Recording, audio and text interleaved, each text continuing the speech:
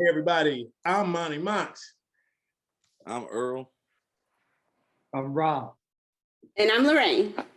And the blockbuster Dune movie. Yes, we seen it, guys. All right. So I don't know what to say, man. I didn't say, I want to say I didn't come in with low expectations. I came in with expectations. Right. Love the trailer, love the whole thing.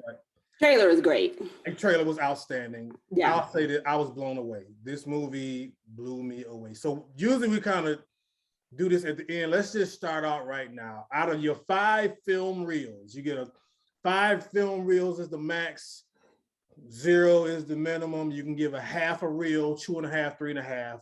Let's go around. I'll start with you, Rob. Dune, how many reels you giving it?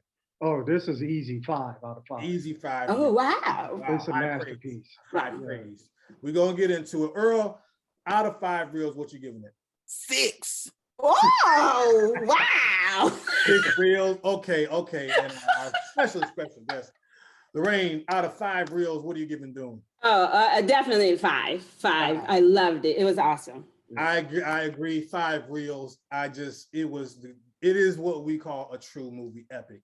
Okay, so and that was a hard movie to make too. We're gonna touch on a lot of that. So of course, Dune is made by the great Denis Villeneuve, amazing Blade Runner, Arrival, Sicario. I mean, he knows what he's doing.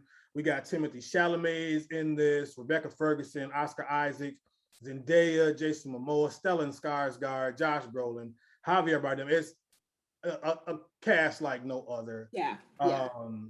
Amazing performances. Dave Bautista's in this as well. So let's just first break it down from jump then, because there's a remake. They've made it before. They've done Dune. If you ever get a chance to watch the old Dune, I'm gonna just tell you right now, it's very dated. You know, they were doing the best they could. Hard watch, man. It's hard watch. They were doing what they could. Good story though. It's a good story. The story is great. They were doing their best. Not everything translate. That was Kyle MacLachlan and David Lynch directed. But this one, to bring it now current form, was amazing. So let's just go around very quick. We'll go reverse. I'll start with you, Lorraine. Just tell me, as you started to watch it, at what point did you know, like, this is amazing? Wow, probably in the beginning. I think probably for me is when that first, like, that egg-shaped ship landed. Yeah. I was like, oh, that's awesome. And then the visuals, I'm a photographer. So for me, the visuals are very important. And this director is really well known for his visuals. So when I saw the visuals, I was like, okay, they put some money into this. So they're going to do a good job. So I think for me, just the visuals. And then when I saw that first ship come down, and I was like, oh, they're going to do something with this. I was so excited for it and so happy that it met my expectations. Yes. Okay, Earl, what point did you realize this is something serious? Well, I'm an aspiring photographer too. I'm just playing. Everybody is an aspiring photographer. Hey man, I got proof out here. I'll be out here trying to do my thing. But I think it's the scene when they land on Arrakis and the little wall goes up and they're walking, and it's Timothée Chalamet, and I think that the little short, I don't know, Imperial, like first hand dude. Oh yeah. No, he's walking with his mom. He's walking with his mom, and the wind is blowing, and you just hear the drums, and then you have all the other, religious zealots on the other side, and it's just, he's walking, and it's just like jum jum, jum jum, and I was like, I remember I was in bed, I was like, this is the greatest movie I've ever seen. It was a fleeting thought, but I was like, this is it. That is, and also real quick, that's Stephen McKinney, excuse me. He was great. He was also in Fences as well. Okay, Jay, give us the moment you really thought, okay, this is an epic movie. I think the same, like what Earl said, like that same part when they land on Arrakis and they got the bagpipes and then the Hans Zimmer score in the background. And like one thing Denis Villeneuve is excellent at is depicting like scale. Like, so you can really see the scale of how enormous these ships were, it was incredible.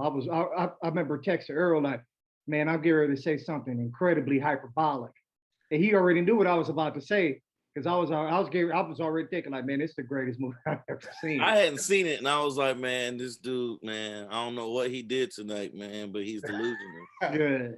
Right. I mean, there was a point for me, again, when first of all, I remember when they meet, the house comes out, and they meet, and they're making the truce and things. It kind of gave me 300 vibes a little bit, you know. Yeah. But like you say, Denis, the scale, he has great scale, but it doesn't overwhelm you. It's like, wow, you know, it's just not big to be big. I mean, so many spots in it as well. So much, yeah. So I want to ask you this now. What did we think of the sandworms? Now, I'll put it like this. I've seen when I remember sandworms, and I'm gonna go way back, some of y'all. I remember Beetlejuice. Yeah. Beetlejuice had these sandworm. I forgot about that joint. Beetlejuice. I remember that. Tremors, you kind of had your sandworm thing as well. Yeah. So I just figured we'd probably be getting something. I was just like, don't mess it up. Don't let it be hokey. But I remember when I seen that thing, and when it comes up for the ship, I'm like, okay, again. So was everybody pleased with the sandworms? Was everybody? That's excellent. Yeah. I was, but amazing. sandworm So massive. Yeah, it was massive. Yes. But for me, it was almost like the build up to the sandworm was better than the sandworm. Yeah. Like they're running. Yeah. I know it's the scene when they're trying to get away from the rescue from the spice mining ship, and Chalamet's hand is in the ground and it starts to sink. Yeah. And I was like, oh son, it's a wrap for everybody. Right. So I think it was the build up. The build up for me was great. The way they took such precaution, and it was so you knew it, whatever this thing is bad. You know what I mean? Right. Really. So okay, so let's hit then. Yeah, they almost turned to like how he's talking about the build up, like Jaws-esque. Yeah. No, really. Yeah, and then even the music too. Yeah. Like yes. Yeah. And I think Jay, you said it. Shout out Hans Zimmer again. If you don't know Hans Zimmer, hello, Lion King score. That's all you need to know right there. Academy Award winner. He is ridiculous. So let's get into it then. What is your favorite scene? I'm going to give my favorite scene, and it's probably going to surprise you guys, but I got a bunch of favorite scenes, but I want to highlight this one. I love the box scene. I love. Yeah, I was thinking his hand in the box. Yeah. It was kind of when you know, there's always this, you know, when you have these savior tales, if you will. It's like when Neo knows he's the one or whatever. Yeah. And you see where Paul is like at first, you know, she uses the voice, she brings him toward him. He's trying to be belligerent, you know, you trying to tell my mother and all that stuff, and she's taking control. And for a minute, you see it's a great acting job. Yeah. And then he just kind of he's like, okay, come on. He owns it. Yeah. Yeah, and he owns it. And that's when I said, okay. I've heard a few people be like, I love the movie, but I don't know about Chalamet. He had me right there. So that's he was great. Yeah, that's mine. I'm gonna start. Okay, Earl, you go first. Give me what's your highlight scene? I got 3 highlight scenes. I'll go quick. Number one was when they were. We gotta follow the rules. Yeah, he don't follow. Yeah, I don't follow no rules, man. The number one was the spice mining scene, because just the tension, them, you know, Oscar Isaac flying around, and it was just like, we in trouble. So it had that. And then two quick ones was a scene at the very beginning when he's talking to his son. His son's like, hey, what if I don't want to be king? This ain't for me. And he was like, well, if that's not for you, you're all I ever wanted, and that's to be my son. And I was like, I'm gonna steal that line for Kari 20 years from now. and then what other scene was it? The scene when the Armada comes and they tell the house that they're in charge of Arrakis now. And Oscar Isaac was like, there is no faith that we betray. Mm-hmm. I was like, I'm gonna steal that line too on a testimony service. But so them are my 3 favorite ones. All right, Jay, give us your best scene. I would say my favorite scene is, well, it's not my favorite scene, but just to mix it up a little bit, it was when Paul had to fight for his mother. Mm. He had to fight one of the freemen. Yeah. And basically they were going to kill his mom, and they basically said, who's going to stand and protect her and fight for her honor. Yeah. And so when Paul, he had never killed anybody before, and I guess in the book when he actually kills this man, he didn't want to kill him. He still had the training and the combat experience from Jason Momoa's character and Josh Brolin. But when he killed him in defense of his mother for her honor, I think that was one of my favorite scenes. That's because like when he made the transition to like becoming like a man. Great scene. In the book, that's a bigger scene because, like you said, that's his first time killing, and he like in the book he kind of weeps over the body because that's an emotional scene. But I guess it had to be cut short. They mentioned it in the scene that he had never killed. They kind of mentioned it. Yeah. Okay, Lorraine, what's your favorite? So that's one of my favorite ones too, because I loved when they were like, why is he playing with him? Yeah. And the mom is like, he's never taken a life before. This is a big deal, But then he finally realized that he had to do it. And then one of my other ones, since Earl took three, one of my other ones was, of course, when the ship landed on Arrakis. I just love that because to me, it just set the tone for how huge this was going to be.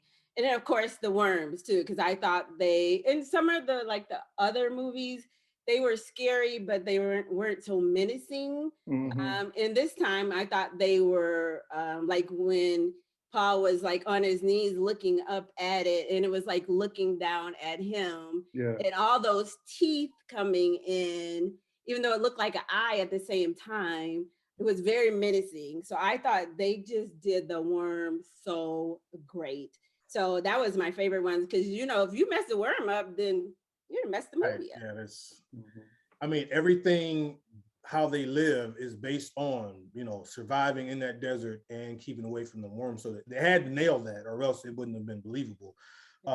Okay, so now let's also talk then, because we're going to talk about what we feel, how they did the ending, because I went into this not fully realizing that they were going to kind of have a three-part cliffhanger.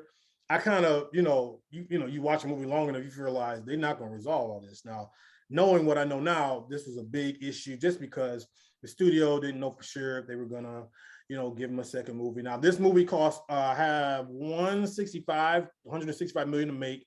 Worldwide, it's already made over 300 million. They've given them the green light, so we will get the second part. So where do you come out October 20th, 2020? Yeah.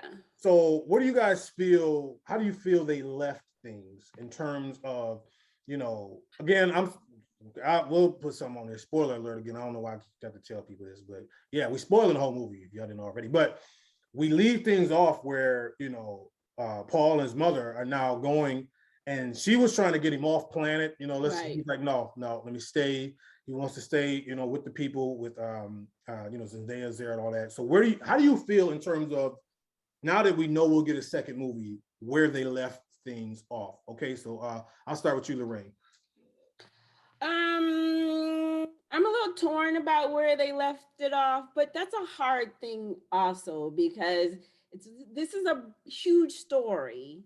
And so to try and tell it all, like you say, they're not going to tell the whole story in one movie. So it's hard to figure out where, but it kind of was a good place because this is where he's realized he's coming into his own, realizing who he is, and also realizing, and then also kind of starting a new life because he's getting ready to join the Freemen. So I thought it was okay because I wanted more. So that's probably my issue. Jay? Like for me, I didn't know there was going to be a second part until now. I listened to a podcast. Originally, you know how it says Dune at the beginning of the title screen? It says Dune Part 1. They said originally they added that later. They said the first people that saw it in Europe, that wasn't on there. Oh, okay. So I didn't know it was going to be, a multi-part, like a trilogy until I saw that. But I think that, for me, honestly, man, I could have watched like 6-7 hours of that movie, man. Yeah. And where they cut it off, I think it was appropriate, man, for where they, that's the next phase. Like I think that's a big part from what I've understood. Like on the book, his time with the Freeman, that's like a significant part of the book. So I think they capped it off at the right place. Yeah, Earl. I knew it was going to be a multi-part movie, so to speak.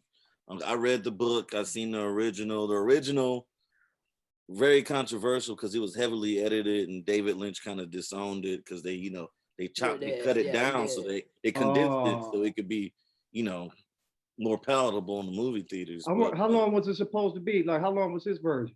Man, I think his version was like three hours. Because I mean, a 3-hour movie back in the 80s was probably unheard of.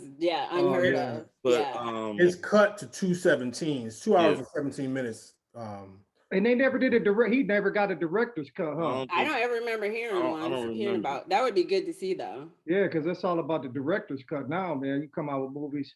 Yeah, Snyder cut and whatnot. Yeah. But I thought it ended with, I was fine with the ending. I saw reviews where people were complaining that it's kind of anticlimactic, but I was fine with the ending knowing there was going to be a second one. And also you got to think the point where they ended it was done on purpose just so they can use Zendaya for promotion. Because I mean, just think if they would have ended that movie earlier, then you can't use her for the buildup of the first movie at all. Yeah. So I think it was a dual purpose ending. I've already heard that she has a much more prominent role in the second one. She's got to. Yeah, she most definitely has to. Is it time for hot takes? Hot take? Yeah, go ahead. I mean, I don't know. Are we going? Where else are we going here? I don't. Hey, what's hot take? Are we gonna start talking about performances yet? Or the next part was performances. Now, Lori, he about to say something controversial. Is that what hot takes is? Mm-hmm. Is there? You can give your best performance or a performance you didn't feel, or give both. You know what I mean? For the hot takes. So and then you don't have to have a hot take, but let's go, Jay. I mean, you brought it up, so go ahead and kill it. I don't think that, and she wasn't given much material, but in terms of being able to really embody and to portray almost like an indigenous people, that's what the Freemans are. These are ravagers, these are scavengers, these are rugged kind of folk that, they just live trying to find water. And I don't think that Zendaya is the best person for that role. Oh. I don't get that. Like, do you get the impression like warrior? I don't get that from her. Not saying that she's not a great actress. To counter that role, who would you replace her with? Yeah. And that's a great question because you don't have a lot of. Well, hold on. Now, let me ask you this because I forgot to mention somebody else. Another great role was Dr. Liette Keynes, played by Sharon. Excellent. Yes, she was really great. good. It was like she was kind of the go-between Freeman and the tradies. Earl has his hand up. Yeah. I didn't like her. You did. I thought she was great. I thought she was great. Excellent. I didn't like her at all. What you didn't like? You didn't like her part? She was just probably the weakest part of that movie. I just didn't like I loved her. So wait, you thought she was strong? You thought she was weaker than Zendaya's character? Yep. Ooh, wow. Takes is hot, baby. Ooh, they hot. Okay. I felt so in her, but Zendaya's, you didn't really see much of her character, so how can you judge her? Okay, I'm saying like her line delivery, like where she gave him that knife. She had 2 lines. Mm-hmm. She gave him that knife. She said, "I want you to die with honor." I'm like, you're not convincing me here. Well, you remember that scene when she gave the knife when he was ready to fight? Yeah, I thought it was appropriately cold. It was just like it was just matter of fact, like, hey, my man's you about to die. Yeah, really. But no, it felt flat to me. Like, so do you get the impression like, like your boy? I mean, you on the screen with Javier Bardem. I mean, come on, he's good. You on the screen with Oscar Isaac. You got these Rebecca Ferguson. You got Timothy Chalamet. They're saying is the next Leo. Who do you replace her with? That's a great question, man. Let me say this though. I mean, you probably have to use like a Saoirse Ronan or something. Well, but no, let me say this because I'll be honest. I'll give Jay this credit here. The way that Javier Bardem acted and those guys acted, Zendaya did not necessarily seem like a part of them. Now we might find out her backstory. Yeah, that's true. If I found out in the backstory she was taken from a place and became one of them or something, it will make sense because Javier Bardem was full into this whole. They were very. He was going for it. They was going deep into this. We're indigenous peoples type of role. She seemed a little different from him. So I'm kind of like everybody else says, they threw her the ball like 3 times. She might have got 2 catches for 10 yards. I mean, she didn't have a lot to mess with. And I'm hoping to see, like the next movie, like, oh, I see. This is who she really is. Yeah. This is not much to work with. I feel like we have to give her a chance, and see what comes of the next movie. But she's gonna draw people because she's a huge name. So Lorraine, did you have a favorite performance? Again, I can't get. Oh yeah, okay. I really loved the Paul that they used, and I thought he did a great job. But the mom, I was in love with her performance. Yeah. I mean, you just felt it all. You felt her angst, you felt her worry for her son, also her love for her man. But then too, she's got all this stuff in the back, I've been a Jesuit, and they got all these extra plans that she decided to go the opposite way because she loved her man. So, but I thought her performance was amazing. I loved her. Amazing performance. Yeah, really, she was great. She had to carry a lot of this movie. Also, the mother was Charlotte Rampling, the great Charlotte Rampling, who played the Reverend Mother. Earl, did we give you in other things too? Because I kept trying to. I didn't know. Yeah, I've seen her. I have to look it up. She's been in a bunch of stuff. I mean, a thousand things. But Earl, did you give your favorite performance? No. That's a hard one, man, because it's more of an ensemble. Everybody, gets to shoot, a couple of shots, but I might have to go with Javier Bardem. Oh yeah, he was just for the simple fact that I did not know that was him. Wow. I didn't know it was him until like maybe the second time I saw him. I was like, really? Are you serious? I promise you I did not know it was him. I think there's he may have a little bit of a tan or some tan face going on. But like I did not know that was him. I love when he spit on the floor. That was hilarious. I'll say this. I love Jason Momoa. He just every time he was on the screen, it was just great. I love Dave Bautista's character. He was very menacing, very, I love when he yelled, I jumped. I remember that part where he was like, how are you letting this happen? I kind of jumped. I mean, I did love Rebecca Ferguson. She was great. I have to say this, not that he isn't a great actor, but I was really enjoying Oscar Isaac. He kind of, again, spoiler alert, he did not make it through the whole movie, but as a leader and bringing his son, he really had some gravitas. He really embodied the role. I mean, they just knocked it out of the park with everybody. I don't know. I really don't got no complaints. I do want to hit this real quick.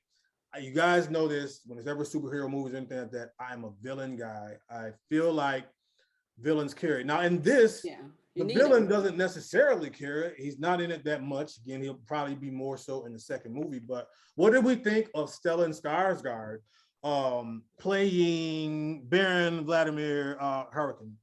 Any thoughts on I'll say this, as a villainologist, I love the first scene. He's in the steam. You can't really, I don't know what he is. He's got the sweat thing. He seems to have a lot of spa days. You know what I mean? A lot of they're working on him. Then he's in the pool. He's in the black, and he's getting like a lot of. But he's got a lot of health issues. Yeah. He talks about the emperor. We don't really see the emperor.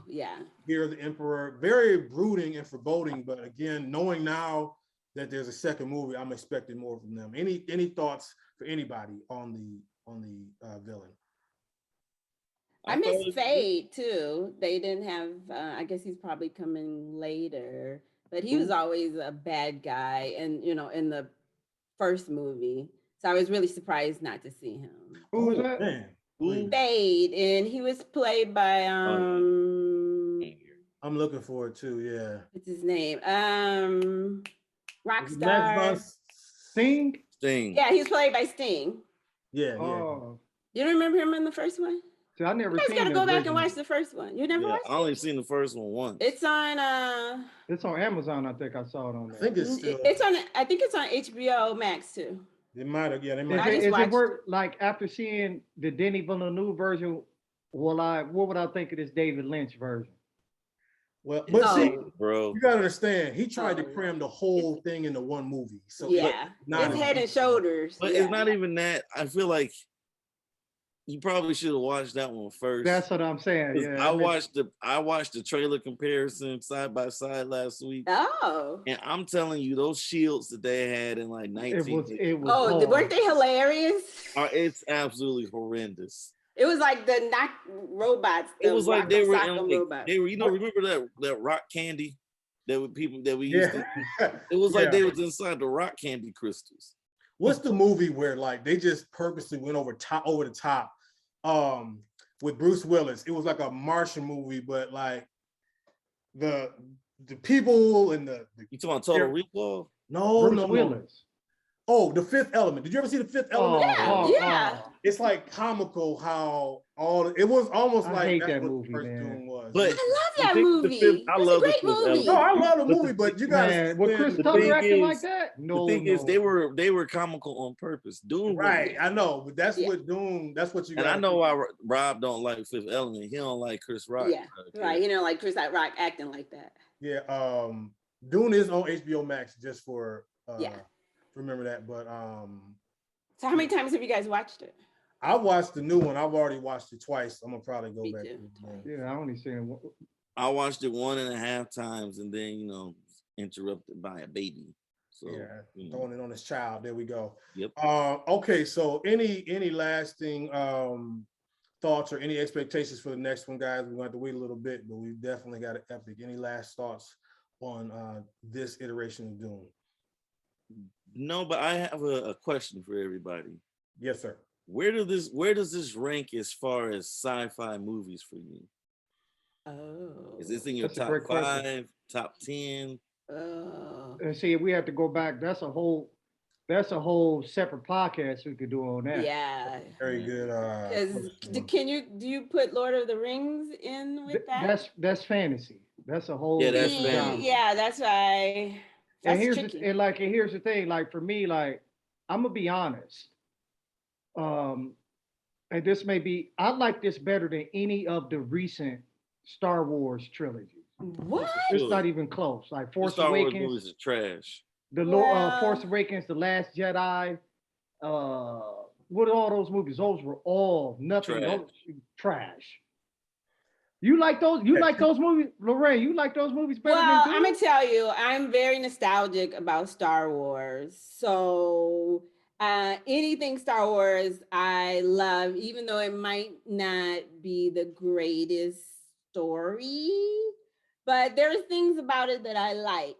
So I'm not gonna trash it. We talking about strictly from a movie standpoint. Well, wait. Let me name some real quick. Okay, let me go through what they're. Again, it's hard sometimes sci-fi, but we got the original Blade Runner.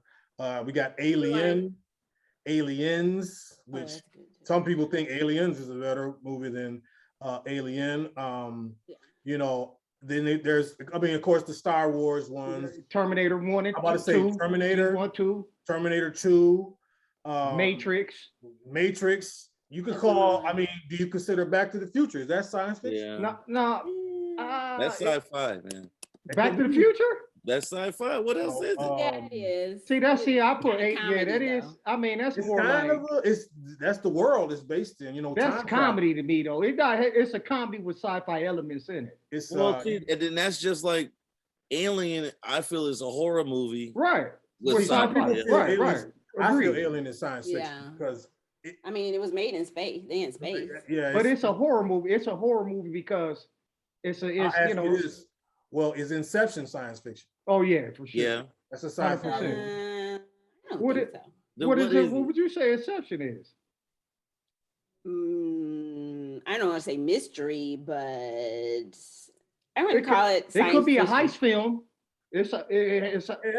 Well, because that's just like Dark Knight is a crime film. It just happens to be a superhero movie.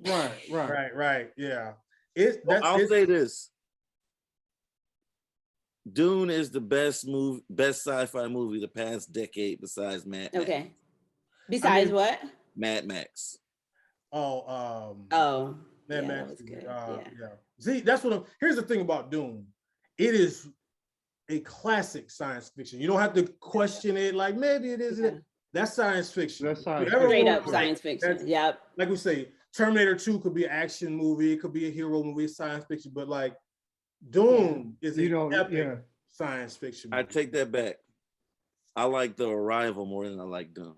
See, man, I didn't want to say. I didn't see The Arrival. I saw Arrival on the list. I wouldn't even say. I knew you got Lorraine. You got to see. You ain't seen Arrival? No. I love that movie. It's good. I'm adding it to my list right now. It's excellent. It's excellent, but it's not better than Dune. It's better than Dune. No, I can't say that. I go on record. It's better. That's because you just rock hard. So wait, you gave Dune a 6. So you saying Arrival is a 6 too? 6.1. God help you. No, man, get the heck out. You lost your mind. No way, dude. No, I like Arrival, but come on now. Dude, off of what strength? I love that movie, man. I think it's like it perfectly explains and uses time travel, man. Like it's good. The time travel is excellent, but you got, I mean, you saying that's the best time travel movie? Oh, wait. Other than Terminator, yes. Let me say a couple more on the list, though, too. They got some good ones, man. The Fly. With Jeff Goldblum and Gina Davis. Science fiction, really? Oh, yeah, absolutely. Yeah, that's sci-fi. That was great, though. That could also be Minority Report, yeah. Science fiction. Sci-fi. Minority Report. They got that on here. That's great. That's a good too. Minority Report is great. 12 Monkeys. Anybody? 12 Monkeys. Excellent. 12 Monkeys is better time travel movie than Arrival, bro. That movie. I don't think I saw 12 Monkeys. Yes, it is, dude. Are you kidding me? Dude, Brad Pitt's perform. Dude, get out of here, dude. He was in a time loop. I know. Yeah. No, dog, that ain't even close to being on the same level. I disagree. You strongly disagree, or is it debatable? I'm willing to debate. Yeah, that's debatable, bro. You can't tell me that. You don't put me on the 12 Monkeys. I sure did. Children of Men. Arrival. I never saw Eternal Sunshine of the Spotlight. Overrated. Oh yeah, it's overrated. Yeah. Children of Men. They got one. Let me see one more. Children of Men. Snowpiercer. It's not a perfect movie, but I really enjoyed it. That's I think you put me on the Snowpiercer. Yeah, I enjoyed it. That was kind of a weird movie. It's weird. It ain't perfect. Yeah. I don't but it was. But I liked it. Kind of got a little bit. Yeah. So guys, let us know, man. If you check out Dune, I highly recommend it. It's doing great in the box office. Good, box office, starting to come back. They say that between that and the latest Bond movie, which I have not seen yet. Yeah, I haven't seen that over 600 million in box office worldwide, right there. What has? They said the worldwide, the Bond and Dune combined are over 600. Oh, I thought you said Bond had 600 million. No, they ain't doing that good yet. Legend of what's the latest Marvel? That's your movie, Rob. Shang-Chi. Shang-Chi did well. So it looks like post-pandemic, it's starting to climb back with some of them. Some of these movies, maybe not the duel, but I'm staying home. Well, they said the next one is not going to be on HBO Max either. Oh, probably not. No. Yeah. I have ways of watching. Well, I'll tell you this. Looking forward to King Richard. That'll be, I think, late November. Your boy Will Smith is out. I'm out on Will Smith, bro. I'm looking forward to it. Shout out. I think there's something else coming out pretty soon too, but it's gonna be interesting to see. So, guys, thank you for joining. Check it out. I can't recommend it enough. Dune. Man, we gotta have a top 10 sci-fi movie podcast. We gotta argue what's sci-fi now. That's going to be the hard part, is what things to include. Yeah, and we gotta not include. We gotta have it in Lori's loft. Yeah, I see a loft game. We go to the loft. I got a 75-inch TV too. So come on. What? Okay. We can come watch Dune again. I'll bring the Garrett's, y'all. Have you had Garrett's popcorn? Oh, okay. That's the real Chicago mix. That's the caramel with the cheddar. You see this right here? You represent. this right here. We don't fool with Chicago.